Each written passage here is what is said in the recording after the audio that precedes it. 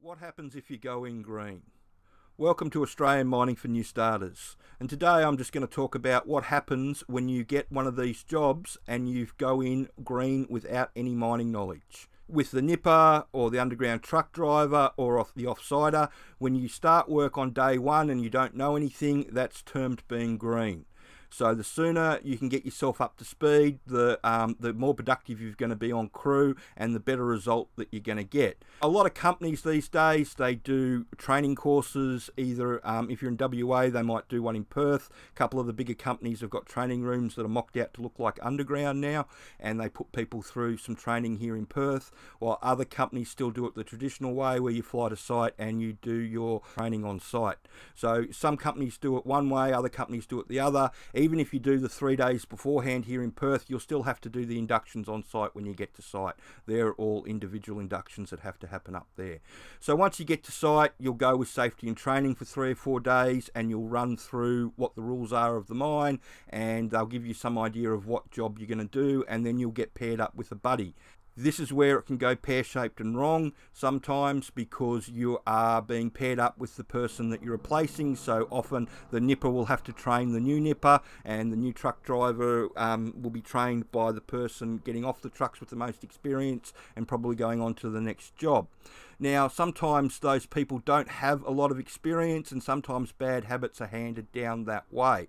And as always, there's a lot of time pressure on you to get these things right as soon as possible, because time is money underground, and it's all about production with a lot of these jobs. Of course, safety comes into it 100%, but like anybody else that's paying between $110,000 and over $300,000 a year for the crew to do their jobs, they want it done in a safe, timely manner.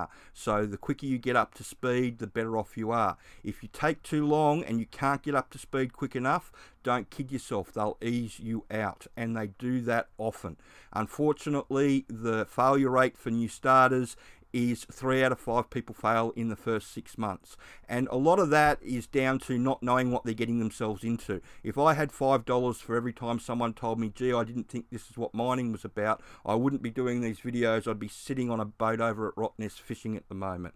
A lot of people get into this not knowing what they're getting themselves into. They get to site, they try and have a go at it, and they realise that it's not for them. And with the appropriate amount of training and having a look at what's going on and preparing yourself, like using the sponsor's training, it teaches you everything that you need to know. And the sponsor does this payment plan where you can do basic mine site operation for $150, and then you can buy the other 3 and you get the rest turned on once you do buy the other 3. So it only costs you $450, doesn't cost you anything less to do it that way. And the reason that I bring that up is because once you've done basic mine site operation, you'll know whether you want to go underground or not. It's a warts and all assessment of what's going on. It tells you the good bits, like all the money that you're going to make. It also tells you the bad bits, like the time pressures that you're going to be under and the pressure to get the job done. It's one of those things that the more you know before you go, the better off you are. Basic mine site operation is a great way to dip your toe into the water and make sure that mining's actually going to be for you. There are a few other ways that people go sideways in these mining jobs as new starters. The other way that they go sideways is that they try and reinvent the wheel.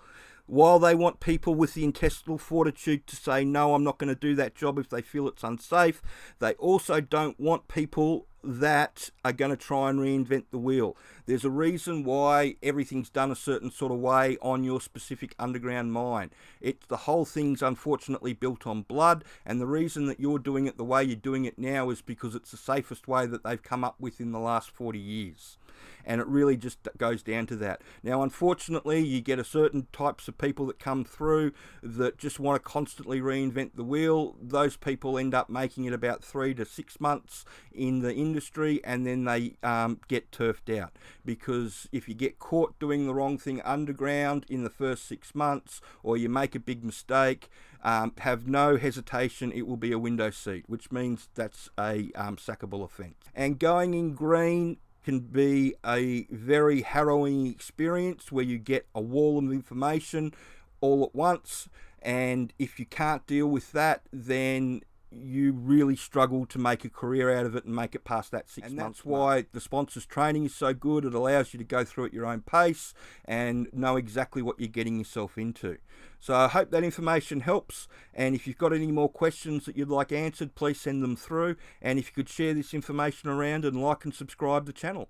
Thank you.